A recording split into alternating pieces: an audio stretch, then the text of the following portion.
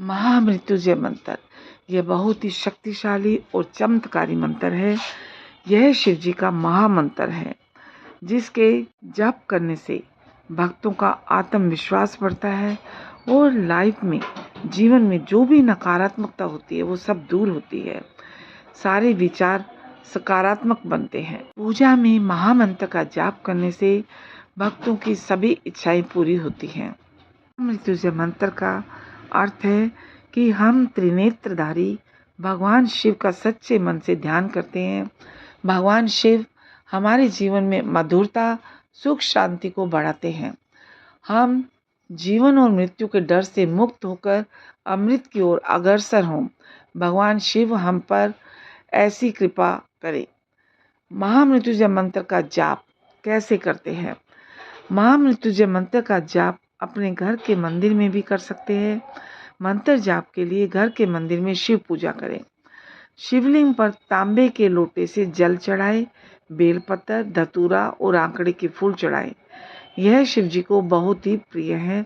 चंदन से तिलक करें, दीपक जलाएं। आसन पर बैठकर मंत्र जाप करना चाहिए। जाप कम से कम 108 बार करें। इसके लिए रुद्राक्ष की माला का प्रयोग करना चाहिए। मंत्र जाप करने के फायदे। महामृत्युंजय मंत्र का जाप लंबे स्वर और गहरी सांस के साथ किया जाता है। एक जैसे लय में बार बार मंत्र जप किया जाता है। इस कारण शरीर में कंपन होता है, ऊर्जा बढ़ती है और शरीर के सातों चक्र एक्टिव होने लगते हैं।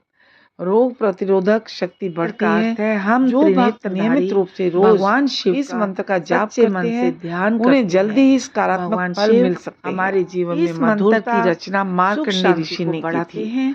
महामृत्युंजय मंत्र की रचना मार्कंडेय ऋषि ने की थी। पुराने समय में ऋषि भगवान शिव पर ऐसी और उनकी पत्नी यह है सुवर्ता की कोई भी संतान नहीं थी। संतान की कामना के साथ इन्होंने शिव जी को प्रसन्न करने के लिए बहुत तप किया। तपस्या से प्रसन्न होकर शिव जी प्रकट हुए। शिव जी ने उनसे कहा कि आपके भाग्य में संतान नहीं है, लेकिन आपने इतना तप किया है तो मैं आपको पुत्र होने का वर देता हूँ, लेकिन यह पुत्र अल्पायु होगा।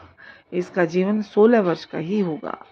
शिव जी के वर से ऋषि मृग सिंह के यहाँ पुत्र का जन्म हुआ। बच्चे का नाम मार्कंडेय रखा गया। मार्कंडेय की शिक्षा पूरी हुई तो उसकी आयु 15 वर्ष हो गई थी।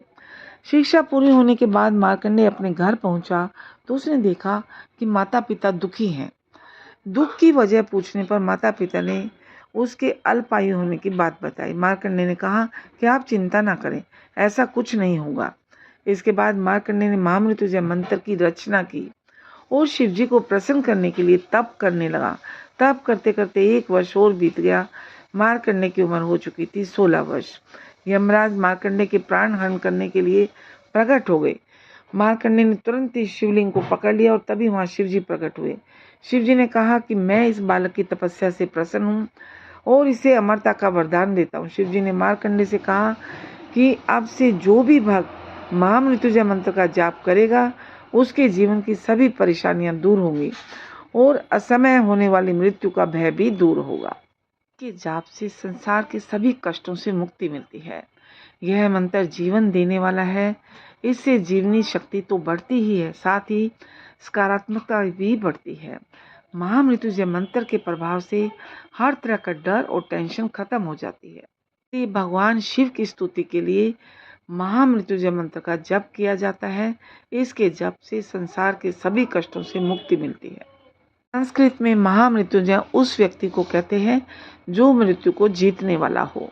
शिव पुराण में उल्लेख किए गए इस मंत्र के जप से आदि शंकराचार्य को भी जीवन की प्राप्ति हुई थी।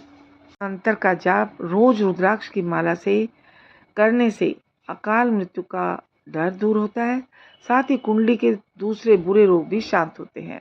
इसके अलावा 5 तरह के सुख भी इस मंत्र के जाप से मिलते हैं। रुद्राक्ष की माला से हर रोज 108 बार जाप करना चाहिए।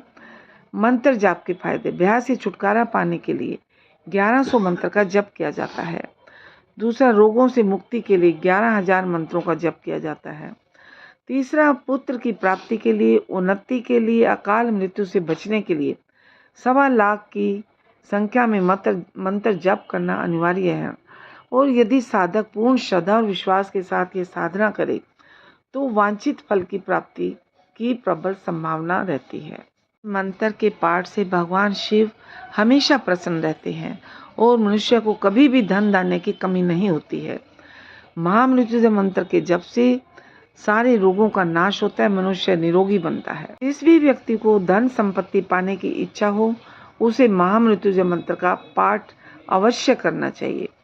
अब सवाल उठता है कि महामृत्युंजय मंत्र का जाप कब और कैसे करें। महामृत्युंजय मंत्र का जाप प्रतिदिन सूर्योदय से पहले रुद्राक्ष की माला से करना चाहिए। माना जाता है कि यह मंत्र नकारात्मकता को दूर करने में मदद करता है। शिव पुराण के अनुसार इस मंत्र का 108 बार जाप करने से व्यक्ति को अधिक से अधिक लाभ प्राप्त हो सकता है।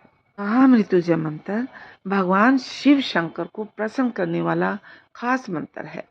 इस मंत्र का उल्लेख ऋग्वेद से लेकर यजुर्वेद तक में मिलता है।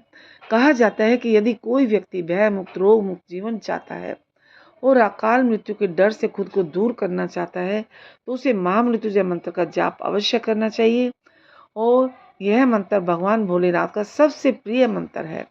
इस मंत्र के जाप से मनुष्य की सभी बाधाएं और जीवन में जितनी भी परेशानियां सब खत्म हो जाती है अगर मनुष्य श्रद्धा से इस मंत्र का जाप करता है तो। शिव पुराण और अन्य ग्रंथों में भी इसके महत्व के बारे में विस्तार से बताया गया है। शिव पुराण के अनुसार महामृत्युंजय मंत्र के जप से व्यक्ति को संसार के सारे कष्टों से मुक्ति मिलती है, सारी मनोकामनाएं पूरी होती है। ऐसे में चलिए जानते हैं महामृत्युंजय मंत्र का जाप। आप महामृत्युंजय मंत्र का जाप सुनिए। अगर आप नहीं कर सकते हैं तो आप मोबाइल में यह वीडियो चला कर रख दीजिए, उसका फल आपको उतना ही मिलेगा। तो महामृत्युंजय मंत्र का जाप सुनिए 108 बार।